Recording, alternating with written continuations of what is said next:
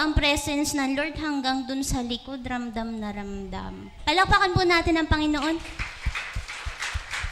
Yes, so, bago po tayo magsimula, let's declare Luke chapter 4 verses 18 to 19. Okay. The Spirit of the Lord is upon me because He has anointed me to preach the gospel to the poor. He has sent me to heal the brokenhearted, to preach deliverance to the captives and recovering of sight to the blind, to set at liberty them that are bruised, and to proclaim the acceptable year of the Lord. Because our God is... Amen. Okay, palakpakan po natin ulit Panginoon. Hallelujah. So, sino po dito yung kasama nila yung family nila? Praise God. At ang lagi po nating deklarasyon, di ba? Pamilyahan po ang magsisimba at magpupuri sa Panginoon sa lugar na ito. Amen po? Amen. So, ang title po ng aking topic today is, It All Starts at Home. Yan. This is about worshiping with your family. Okay. Ang ating pong text is mula sa Deuteronomy chapter 6 verses 4 to 9. Let's all read it. Sabay-sabay po. 1, 2, 3. Dinggin mo, O Israel, ang Panginoon nating Diyos ay isang Panginoon. At iyong iibigin ang Panginoon mong Diyos ng iyong buong puso, at ng iyong buong kaluluwa, at ng iyong buong lakas.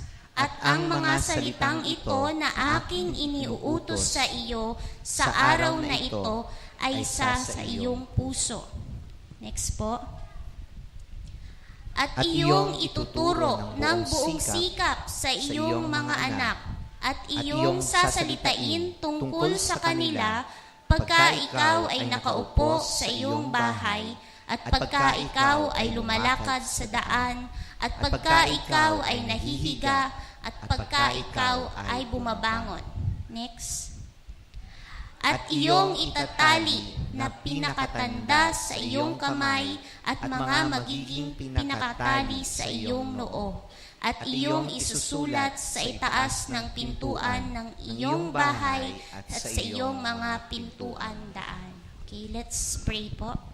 Hallelujah, Father God. Panginoong Diyos, nag-iisang Diyos, Ikaw ang aming hari ng buhay namin. Ikaw, Panginoon, ang tagapagturo namin. Ikaw, Panginoon, ang dahilan kung bakit ang lahat-lahat ay nasa amin. Kami nagpapasalamat at nagpupuri sa iyo, Panginoon. Sa oras na ito, humihiling po kami ng kapatawaran sa mga pagkakasala namin, Panginoon. Kung ano man pong hadlang nakikita mo sa aming pagkatao, Panginoon, iniluluhod namin ito at pinagpapakumbabaan namin, Panginoon. Patawarin mo kami at linisin mo kami. Gawin mo kaming karapat-dapat upang, Panginoon, ang iyong mga salita ay manuot sa aming mga puso, isip at kaluluwa at maisabuhay namin, Panginoon, nang sa ganon, sa bawat henerasyon na dadaan, ito ay masalamin sa aming mga pamilya. Maraming salamat, Lord. I-anoint mo ang buong sambahayan na ito, Panginoon. I-anoint mo ang mga labi ko, Panginoon. I-anoint mo, Panginoon, ang kanilang mga tenga. Lord God, so that, Lord, ikaw lamang ang mapapurihan sa oras na ito.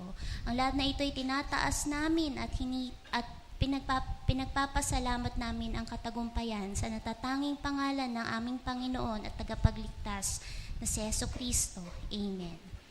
Okay. So, sabi po doon, it all starts at home. Nag-uumpisa po sa ating mga tahanan. Ang kautusan na ito ng Panginoon mula sa Deuteronomy, sinasabi niya na siya lang ang nag-iisang Diyos.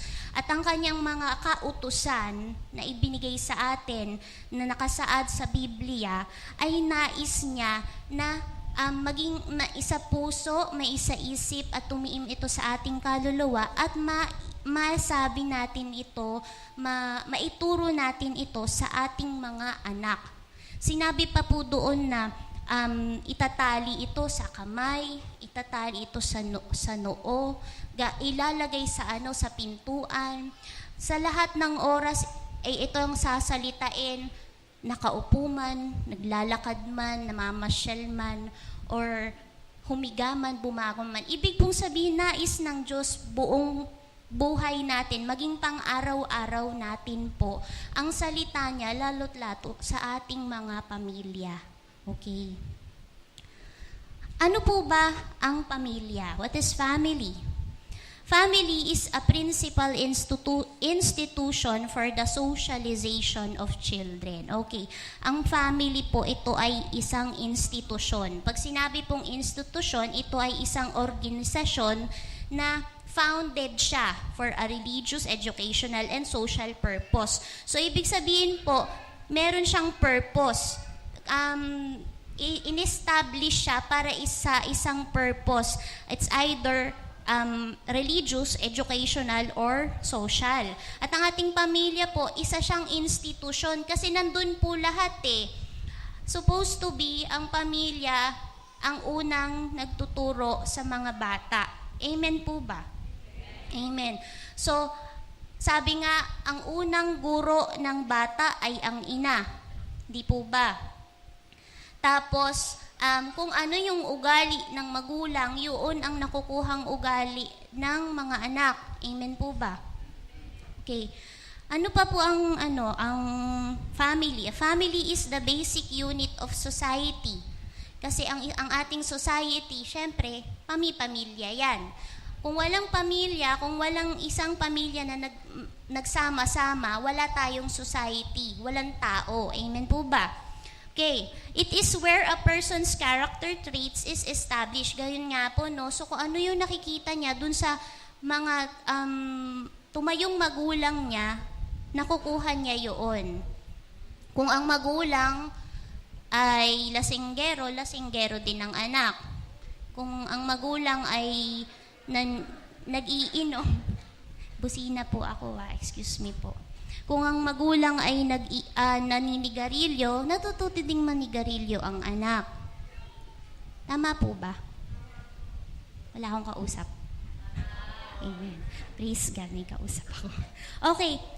Kadalasan po iniisip natin sa pamilya, ama, ina, anak.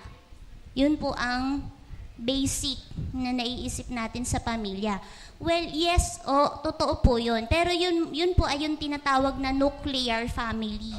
So, mayroon pong iba't ibang klase ng family. Yung nuclear family, yung asawa, yung tatay, nanay, at anak.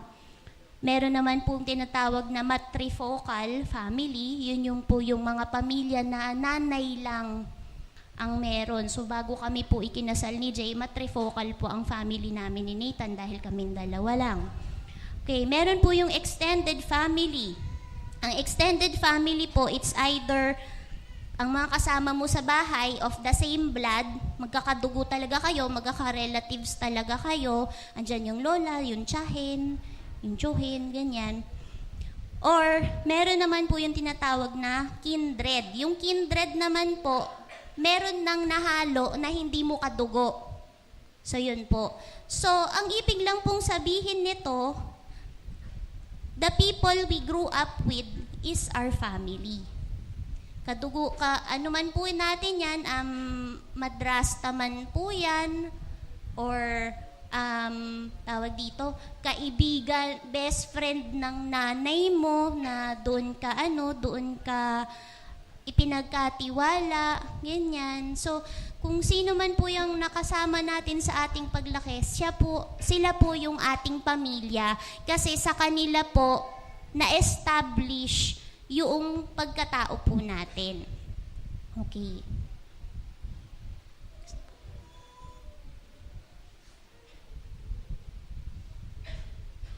Okay. So, God instituted the family. Sabi ko po kanina, ang isang pamilya po ay institusyon. May founder po siya. At ang founder po ng bawat family is si God. Magkakasundo po ba tayo lahat doon? Amen po. So, si Lord po ang nag-institute ng family. Therefore, ang family po is divine in origin. Okay, divine in origin ng family. Bakit? Because God created human beings in His own image and likeness. Kalagay po yan sa Genesis 1:26-27 and chapter 2, verse 7. God created people so as to need and find fulfillment in human companionship. Yan. Ginawa ng Lord ang tao na hindi lang mag-isa. Kaya meron po tayong kasabihan na no man is an island. Kaya po, gumawa si Lord ng female para meron merong kasama si Adan. So, meron tayo laging need at saka nakakahanap po tayo ng fulfillment sa companionship. Sabi nga po ni Jerry Maguire, you complete me. Sabi niya dun sa nililigawan niya, you complete me. Kasi po may fulfillment siyang naramdaman doon sa babae na yon. Pero actually, ang nakakakompleto po talaga sa atin si Lord. Amen po. Amen. Tapos po, God initiated the first family unit. So, kaya po siya gumawa ng babae at lalaki, pamilya po yon. Siya yung unang naggawa ng pamilya. Amen. Okay. Since God instituted the family is divine in purpose. Divine in purpose ng family. May purpose ang family para kay Lord. Una po is companionship. Okay? Na lang po yung mga supporting verses. Pangalawa is procreation. Humayo kayo, magparami para po merong mamuno or mag-alaga sa environment, sa likha ng Diyos. At pangatlo po is nurturing. Ang nurturing po is either physical and spiritual. Both po pala. Both physical and both spiritual. Ano po ba yung ibig sabihin ng nurturing? Ang ibig sabihin po ng nurturing sa Tagalog, papalakahin, aarugain, papalaguin, at pagyayamanin. Yun po yung nurturing. Pag ang isang bagay ni nurture mo, ang goal mo dyan, lumago yan, dumami yan, tumibay yan, lumaki yan. So, since ang ating pong topic ngayon is worship with the family, magko-concentrate po tayo dun sa nurturing in the spiritual aspect. Okay. Sa Bible po, ang mga tao po na binigyan ng authority ni Lord para mag-enforce ng duty of godliness sa pamilya ay ang mga ama. Okay.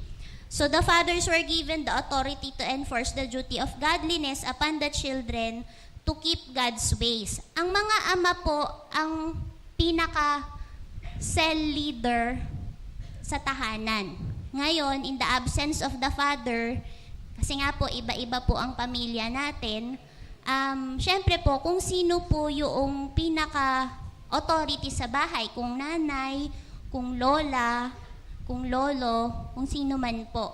Pero po, in biblical times po, it's the father na binigyan po ng authority para po magpastor sa pamilya niya. Okay. So dapat ang ating mga ama ay, kung sino man yung head ng family, dapat magpursige po na alamin ang salita ng Diyos, pagbulay-bulayan ang salita ng Diyos, at dapat mo ba encourage po ang ating mga head of the family na asamin yung mentoring, magpa-mentor po. Bakit po? Kasi po, paano mo i-feed ng Word of God yung family mo kung ikaw mismo ay malnourished sa Word of God? Hindi ka po pwedeng maging shepherd sa iyong family kung wala kang staff, kung wala kang kagamitan o kaalaman sa pagpapastol ng pamilya. Kaya po sa Israel po, nagkakaroon po yung 3 times a year po tinatawag ang lahat ng ama ng pamilya para magtipon-tipon para sa kanila po sasabihin yung will ni Lord, yung mga kautosan ni Lord, at yun po ay i-share po nila sa bawat bahay po nila. Ngayon po, since lahat po tayo ay naririto at nagfi-feed po sa Word of God, pag inamin natin na asamin na matuto po talaga tayo at lumagot po yung spiritual na sarili po natin. Nang sa ganun po, meron po tayong kanyang-kanyang contribution for our family. Amen po ba? Andyan pa po ba kayo? Praise God. Okay, so bakit po tayo kailangang mag-worship as a family? Unang-una po, and it is the primary and most essential reason of family worship, is to glorify and honor God. Sino po dito yung nag-excited pag-praise and worship?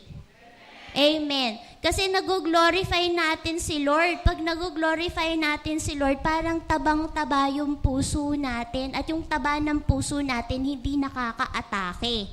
Amen po. Okay, next po is, it centers the home upon Christ. So, just as Christ is the model of all believers, He should be the center of every Christian home. Okay. Meron po tayong kanta, Jesus be the center of my life. Jesus be the center of my life. Kung gusto mong maging center ng life mo si Jesus, i-share mo naman si Jesus sa iyong family.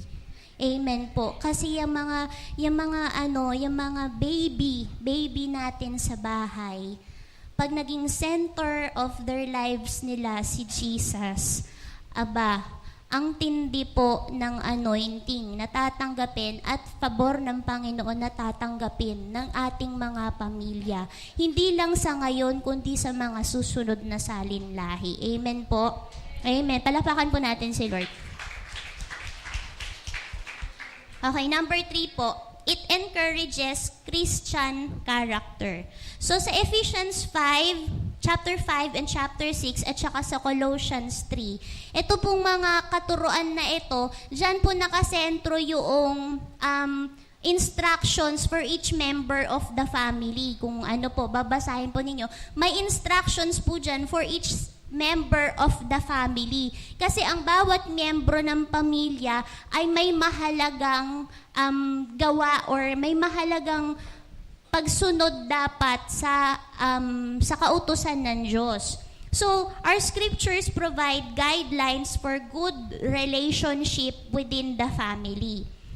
And the functions of each member is based on godliness. So, basahin po ninyo yan, Ephesians chapter 5 and 6, tsaka Colossians 3, para alam po natin ano ba ang papel ko sa aking pamilya when it comes to godliness, when it comes to being a Christian.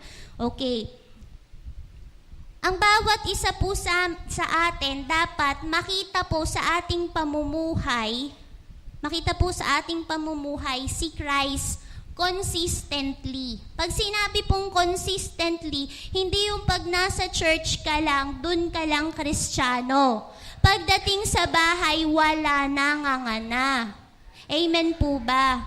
Amen po. Pagka nasa church ka, kumakanta ka, nagtataas ka ng kamay, Hallelujah, Lord! Pero pagdating sa bahay, iba na lumalabas sa salita mo, which is hindi po dapat tayo doon. So, dapat po makita si Jesus sa buhay natin consistently. Pakisabi nga po, consistently. Dapat po consistent tayong mga Kristiyano. Most of the time po, kung saan pa po dapat tayo, ang tawag dito yung natural natin. Di ba po, pag nasa bahay, natural ka. Higa ka, pagpagod ka, pagka masipag ka, maglilinis ka. Natural ka sa bahay. Ibig pong sabihin, pag sa bahay na wala na ang pagka-Kristiyano mo, natural na hindi ka Kristiyano. O, di po ba? Cut po. Wala po dito sa atin nun. Ang lahat po ng JA1 people ay Kristiyano, tagos sa puso at sa kaluluwa. Amen po. Pakibunot nga po. Akin yun. Wala yatang gustong tumanggap eh. So yon, lahat po tayo dito consistent na Christians. Amen po. So, since sa bahay po, nandun nga po yung familiarity, kaya nga po familiar tayo lagi sa ating mga kasama. Diyan po tayo dapat mas mag-ingat sa buyo, sa temptation ng kaaway. Okay, kailangan po yung casualness natin, yung pagiging casual natin at pagiging familiar natin sa bahay, yan po yung yung iniintay-intay ni Taning para makaentrada siya sa buhay natin.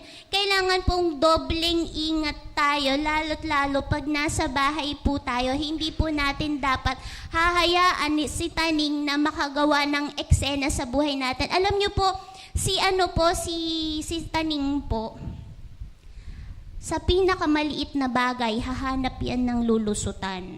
Minsan hindi mo minsan parang wala kang kaalam-alam, nakagawa ka na pala ng kasalanan. Kasi mag-i-intercept siya sa'yo kung saan yung parang kampanteng-kampante ka, iniisip mo, ay, wala naman ako magagawang kasalanan dito sa ginagawa ko na to. Pero wag ka, kung saan yung mas pamilyar ka at kung saan mas natural yung kilos mo, doon nagtatry gumawa ng butas si Taning sa buhay natin. So lalo't lalo pag tayo ay nasa pamilya natin. Kaya sinasabi lagi, be on guard, be alert. Di ba lagi yan yung sinasabi ni Pablo sa mga sulat niya noon sa New Testament, sa mga churches. Be on guard and be alert. Especially po, pag tayo po ay nasa labas na ng church at nasa loob na tayo ng tahanan kung saan po doon tayo ay kampante niya. Okay, number 4 po. It encourages peace at home. Okay, bakit po nag-encourage ng peace sa bahay? Siyempre po, pamilya nga po natin yan. Okay? Lagi nating kasama. We are sinners in one roof, in tight quarters. Ibig sabihin, mga makakasalanan tayo sa ilalim ng isang bubong at sa isang at may sulok ang bawat ginagalawan natin. So, recipe for disaster po actually sa ating pamilya, dahil nga din po sa familiarity, minsan yung kapatid mo, binatukan mong ganun, di ba? Okay lang yung kapatid ko naman yan eh. Okay lang, di ba? So, ang nangyayari po, pagka po pinractice natin yung worship in the family, mangyayari po ganito. Halimbawa po, syempre po, pag nag-worship kayo in the family, actually, sinasabi ko pong worship in the family, parang cell grouping po ito So, pag nag-cell group po tayo sa family natin, syempre, ang nagpe-preside sa atin, pinaka-cell leader natin sa pamilya natin, ba yung tatay or nanay, kung sino man yung head of the family natin. So magpe-praise kayo, magre-read kayo ng word. Pero yung magkapatid, may alitan pala kasi binatukan ni kuya si bunso. Di ba? So, syempre si tatay, mapapansin yan. Okay, kaya importante sa mga head of the families talaga pong magbabad po tayo magbabad po tayo sa word of God. Magbabad kasi hindi natin po dapat paiiralin yung may kakampihan, ganyan. Pag may nakita tayo during worship, siyempre po, paano mo makukuha ang grace ng Lord kung meron kang kasalanan? Hindi po natin makukuha yung blessing ng Lord sa buhay natin kung may kasalanan tayo. Kailangan po tayo humingi ng tawad. So pag nag-uumpisa na, makikita, may alitan tong dalawa, maghihingian na ng kapatawaran yan sa isa't isa at magbibigay na ng forgiveness yan. Naintindihan po ako. Halimbawa po si tatay naman po. Si tatay naman, sinabihan si nanay, hindi masarap yung luto mo. Tapos si nanay nagtampo, ang hirap-hirap mamalengke, ang hirap-hirap magluto, mag-isip ng kakainin, tapos hindi na-appreciate. Eh syempre, paano magpe-preside si tatay sa worship of the family kung alam niya na may sama ng loob si nanay sa kanya? Okay, so si tatay ngayon at si nanay, magsusorry na sa isa't isa at magkakapatawaran na para ang grace ni Lord buhos-buhos at apaw-apaw. Amen po. It encourages peace in the family. So napakaganda po tayo mag-start ng worship, everyday worship sa pamilya natin. Okay, so next po. Okay, it binds the family together. Sa society po natin ngayon, sa sobrang kabisihan sa ating mga buhay, kulang na po minsan yung oras natin sa mga pamilya natin. Amen po ba? Minsan nga po yung pagsama-sama sa hapagkainan, ano na siya parang ang tawag dito, heaven na. Hindi ako makaisip ng exact word. Parang parang ang saya-saya na, uy, kumpleto tayo. Kumpleto tayong kumakain. Walang kulang. Parang ang saya na. Kasi minsan si kuya, nasa school pa. Ayun, ganon, yung hindi nakokompleto. And di ba nga, merong commercial si Sharon Cuneta, yung, noodles yun? Basta noodles yun na siguraduhin daw na pagka daw hapunan, sama-sama ang pamilya para yung mga anak, nakakakwentuhan yung mga magulang. Hindi po ba? So, napaka-precious na pagka nakita nating kompleto yung ating pamilya sa hapagkainan. So, if you're going to make an everyday worship with the family, magkakaroon tayo ng one reason kung bakit tayo magkakasama-sama at magkakaroon ng magandang binding force yung family. Okay.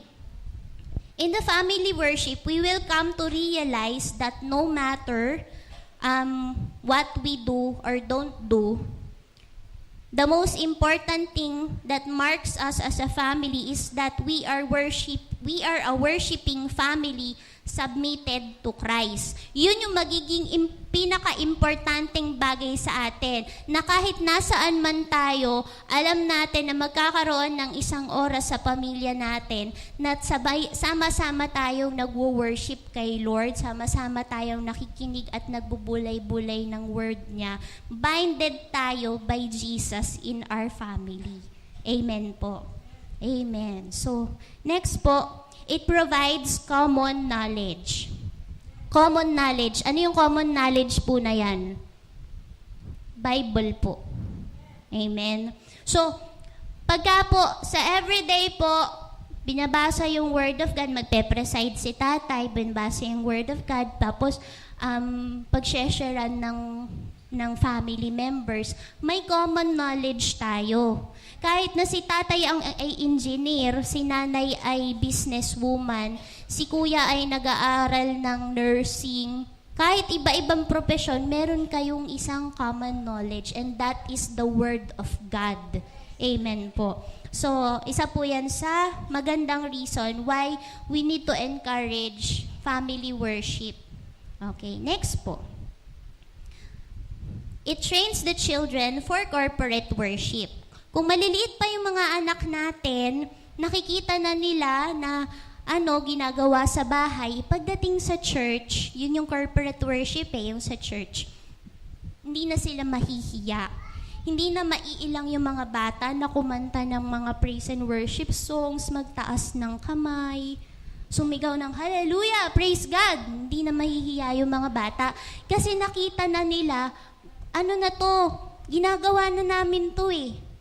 So it prepares them to be leaders of the church kung maliliit pa yung mga anak ninyo. At kung mga baby Christians pa, matitrain na ang mga anak natin na maging leaders sa church. Amen po. So next po, it encourages our children in Christ. Ano po ibig sabihin nitong it encourages our children in Christ? They will see, makikita ng mga anak natin na si Jesus ay hindi pang Sunday service lang. Si Jesus ay hindi pang powerhouse lang. Si Jesus ay hindi pang power cell lang. Si Jesus ay pang araw-araw. Amen po. Si Jesus ay magiging core at center ng kanilang mga buhay. At syempre ng buhay ng lahat ng ating mga family members. So, yun po yung maganda, no, na bata pa lang yung mga anak natin, makilala na nila si Jesus as the center of their lives nga. So, okay, next po. It reinforces spiritual headship. Ano po itong it reinforces spiritual headship? Makikilala po sa pamilya kung sino yung spiritual head. Okay? Kung sino yung parang pastor nga po ng pamilya, which is the head of the family. Kung si tatay man, kung si nanay man, si lolo man, si lola man. So, hindi po malilito yung mga bata or yung mga other members ng family kung sinong lalapitan pag nagkakaroon ng spiritual weakness or nagkakaroon ng spiritual confusion.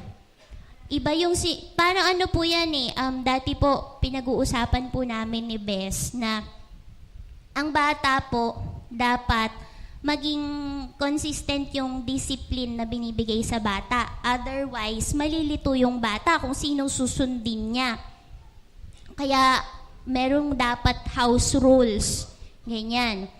Pagka iba po yung way of discipline ni nanay sa way of discipline ni tatay, magkakaroon po ng pagpipilian yung bata kung sino yung pagka nagkaroon siya ng kalokohan, ay, kay mami ako lalapit kasi si mami medyo hindi masungit, hindi katulad ni daddy, ganyan. So, kailangan po yung discipline, consistent siya. Si daddy lang talaga yung yung parang magiging head of discipline sa bahay at si mami magsusupport. So ganun din po pagdating po sa family worship. Kailangan pong makilala ng mga members ng family kung sino yung spiritual head of the family at mas-strengthen po ito. So it will strengthen the biblical framework of the family and may establish kung sino talaga yung spiritual leader sa home. Okay, number 10 po. It provides systematic discipleship. So, ang ating pamilya ay dapat po nating maging mga disipulo rin, maging disciples of Christ din. So, each family member will be strengthened in the faith. Okay, and sabay-sabay na magde-desire ang bawat family member for eternal gains. At saka sabay-sabay din silang magde-desire na yung building materials para sa kanilang faith ay yung matitibay na mga building materials na pag dumaan sa apoy ng Panginoon, hindi masusunog at hindi maaabo. Okay, yun po yung discipleship na nais ng Lord para sa atin, yung matibay na bahay ang tawag ni Pablo, matibay na bahay para sa ating mga espiritual na buhay. Okay. And number 11 po, last na po to sa reasons. Okay, it provides generational testimony. Okay, this is one of the greatest benefit of family worship. Kasi pag generational testimony, ibig sabihin, yun nga po, generation to generation. Pagka ito po'y ginawa natin sa bahay natin, nakasanayan ng mga anak natin, gagawin nila sa mga pamilya nila at sa mga kaapu-apuhan, maipapasa from one generation to another yung faith in Jesus Christ. Yun po ang isa sa matinding purpose ni Lord kung bakit po sinabi niya sa ating text verse na dapat ituro sa mga anak. Kasi gusto ni Lord for all time, yung commandments niya ay maging panuntunan ng bawat pamilya ng buong Israel. Sister Joanne, hindi naman ako taga-Israel. Taga-Pilipinas ako. Alam ko po yun. Kaya lang po, kung tayo po ay mga Kristiyano, kung tayo po ay mga mananampalataya na naligtas na sa kasalanan dahil sa pananampalataya natin kay Jesus, tayo po ay mga anak ni Abraham sa pananampalataya. Amen po. Pakikalabit nga po ang katabi, gising-gising. Ang tahimik kasi. Okay, so lahat po tayo ay mga Israelites in faith because we are children of Abraham in faith because of faith. Okay po? So ito pong katuruan na to, ito pong sa Deuteronomy na to, O Israel, tayo po ito. Kasama po tayo dito. At ang gusto po ng Panginoon, ang salita niya ay magpatuloy sa bawat salinlahi ng ating mga pamilya. Amen po. Dati po, ako po ay nagwa-worry kay Nathan. Kasi po, pagka po Monday, labas po kami ng labas ni Bes. Nagba-Bible study, nagse-cell grouping, naiiwanan siya sa bahay.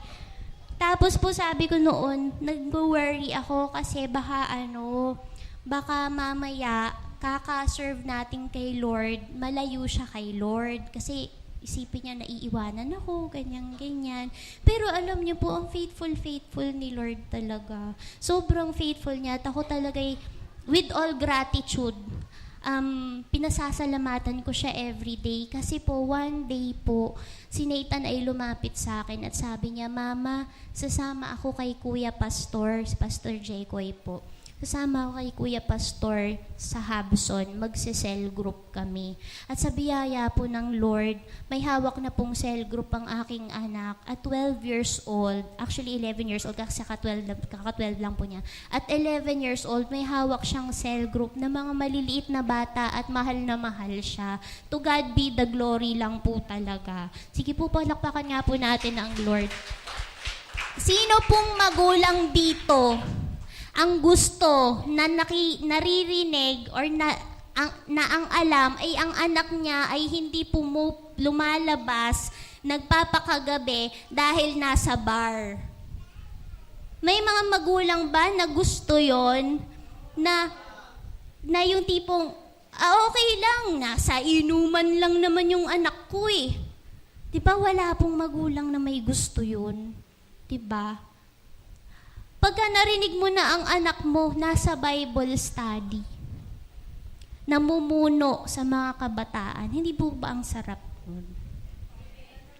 So, kailangan pong umpisahan po natin sa tahanan. Sa mga magulang po, bato-bato sa langit, ang tamaan ay huwag magagalit. Ang tamaan ay love ni Lord. Huwag po nating iasa lahat sa church.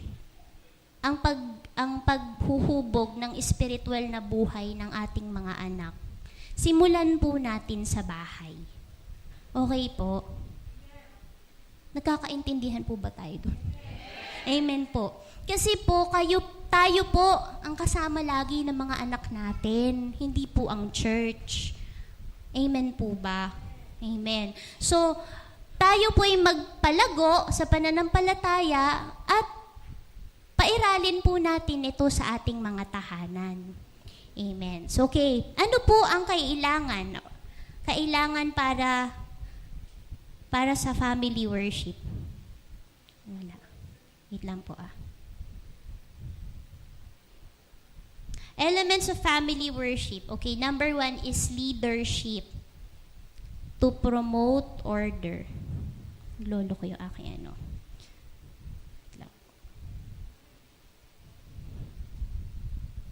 Okay. Number 1 is leadership. Kailangan po may order po sa ating family worship. And again, in biblical times, ito po ay assigned to the fathers. Okay, makikita po natin yan sa 1 Timothy chapter 3:4-5, Ephesians 5:22-24. Okay. The father must pursue knowledge of the scriptures. He must volunteer to be mentored by a church leader and develop a devotional life. Okay. Again po, hindi po tayo magko-concentrate sa fathers only kasi po may mga families po dito na malayo ang ama. Amen po. Or may mga bata po na lumaki sa mga lolo't lola. So, kailangan pong yung head of the family, pag inamin niya na makamtan yung knowledge of the Word of God. Okay. At saka magkaroon po tayo ng devotion life. Okay, sinaitan po lagi ko sinasabihan, nag-devotion ka na, paulit-ulit, nag-devotion ka na. Kasi po, napaka-importante po to strengthen our faith. Yung pong ginagawa natin dito sa church, nakikinig tayo, okay po yan. Pero pag po nag-devotion po tayo everyday, personal revelations po ni Lord yan sa atin. Para bang, eto si Lord, nag-uusap kayo. Pag nandito sa church, ayan ka, eto yung nagtuturo, tapos eto si Lord. Gets nyo po, may tulay. Pero pagka po yung devotional life natin, dinevelop po natin yan, ibig sabihin, personal yan, personal revelations ng Lord sa'yo yan, which will strengthen you more, kasi direkta. Okay, so, next po is pagka po, yung leadership po to promote order during the worship, whatever disrespect should be corrected and the attention of each member should be focused on the worship. Okay. Okay, yung with regards po sa leadership, kung si father po, kung si tatay po ang nagpe-preside, si mami po dapat umiwas po sa pagkokomento-komento. Mali. Galangin po natin ang ating mga asawa.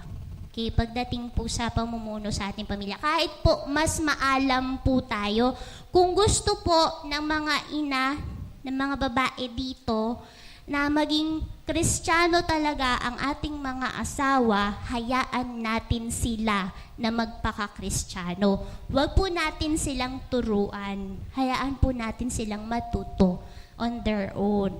Okay.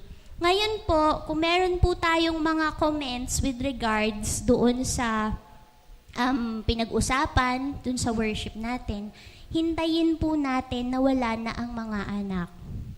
Tayin po natin wala na ang mga anak. Tapos pag-usapan po natin ng maayos, kung may clarifications. Kung mas maalam ka sa Bible, Mrs., hintayin mo na matapos yung family worship at ibigay mo yung full respect sa iyong asawa.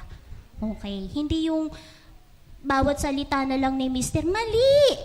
Mayroon ka laging retaliation. Huwag pong ganon. Ang sabi nga po sa Bible, kailangan po nating pasakop sa ating mga asawa dahil ang kumakatawan sa ating mga asawa ay si Kristo. At ang kumakatawan sa atin ay ang ating mga asawa. Okay, so si Jesus, ang mga mister, ang mga misis. Amen po ba? Mga misis, nagkakaintindihan po ba tayo? Parang ayaw sumagot. Pasakop po tayo. That is the will of God. Pagka po tayo nagpasakop, we are following the will of God. Okay po?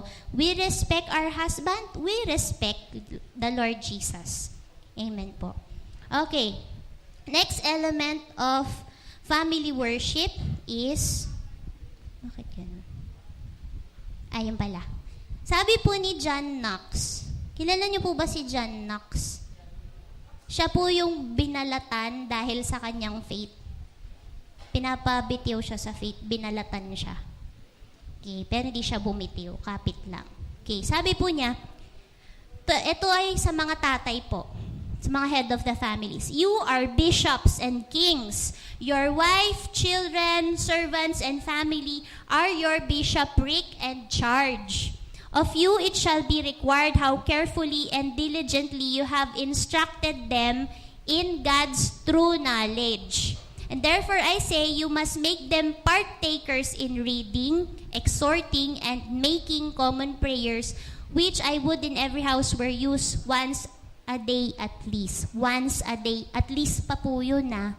Ibig sabihin po, kailangan magpastor nga sila, maging leader sila sa kanila mga bahay at turuan nila ang kanilang pamilya na magbasa ng word, mag-exhort, mag-pray at maging buhay yung worshiping of God. Okay. Next element po ng family worship is scripture. Okay. So, kailangan po natin ng scripture reading and discussion. Scripture na po tayo. Okay. Read through the Bible at saka po, iwasan po nating magbasa ng long passages. Binasa mo na yung buong libro ni Job. Tingin mo yung mga kasama mo sa bahay, tulog na. Yan. Huwag po masyadong mahaba. Small passages lang, small verses or short verses lang. Hindi super short, siguro mga 2 verses, ganyan. Pero wag masyadong mahaba po. Para po hindi po tamarin, hindi po maumay yung ating pamilya. Every time na lang magbabasa tayo ng Word of God sa Bible, ang haba-haba nung binabasa natin. Tapos yung mga anak natin, ba yan, mag-worship na naman. Makakatulog na naman ako nito. Wala na, naumay na yung mga kasama natin, no? So, let's make sure that every time we read the Word of God, mafi-feed lahat, mabubusog lahat, mabe-bless lahat. Okay, tapos po, yun po, after the Bible reading, there should be discussions po. And again, yung discussions po, make sure po nang nagpe-preside na hindi ito maging teaching. Parang, anong comment mo? Teaching na, nagtuturo na siya. Iwasan po natin yon dahil po, meron po tayong cell leader sa ating bahay. Okay. Next po na element is prayer. Okay, prayer is the backbone of the church and in every home is a church. So, sabi nga ni John Knox, hindi po ba, dapat po masanay po ang family in prayer. Okay, in Genesis 35:1, si Jacob po, nung sinabihan siya ni Lord na pumunta sa Bethel para po magawa ng altar, ang sabi po, ang ginawa po ni Jacob, sinabihan niya yung buong pamilya niya na itapon ninyo lahat yung mga house idols, yung mga strange gods, maglinis tayo, mag-purify tayo, mag-cleanse tayo, kasi lahat tayo pupunta sa Bethel para maggawa ng altar para sa Panginoon. So, hindi man po sinabing direkta na prayer po, pero I do believe worshiping the Lord is praying to the Lord. 'Di ba ang prayer natin yung ACTS, yung acts, adoration, confession, thanksgiving and supplication. Yun pa lang cleansing. Na siya? Confession na siya. Nagpapa-cleanse ka, tanggalin mo yung karumihan sa pamilya mo. Mag-a-adore ka, hindi ba mag-praise ka. So that is prayer. Naglilid po yung father or yung head of the family into prayer po. So that's another element of family worship. Okay, next element is praise. Okay. Singing hymns is a vital element of worship. Yun nga po, para masanay po yung ating mga anak into singing na po sa congregation, gawin natin siya. Truly blessed naman po talaga ang family pagka they sing together in praising the Lord. Okay, next po. I think this is the last one. Hindi pa. Discipleship and catechizing. Okay. Our homes should be disciples of Jesus. So, we have to encourage each member to ask questions for enlightenment. The Christian husband and spouses should have a separate Bible study together. Bakit po kailangan ng separate Bible study na mag-asawa or separate devotion na mag-asawa together? The husband should not underestimate the priority of spiritually nourishing his wife with the washing of the Word. Wag po nating, sa mga ama po, wag po nating parang baliwalain lang yung pakikipag-usap sa inyong mga asawa tungkol sa Word of God. Sabi nga po sa Ephesians Ephesians 5:25-26 po, kailangan po yung pong mga asawa, yung mga babae po, ma-cleanse po with the word para po maging magandang offering to the Lord. Okay. Dahil kung mahal, sabi po ni Pablo, if husbands love themselves, they should love their wives. If husbands love their wives, they love themselves. Kasi one po. One spirit po ang mag-asawa po. Tapos po, the father is commanded to nurture his children with the instruction of scriptures.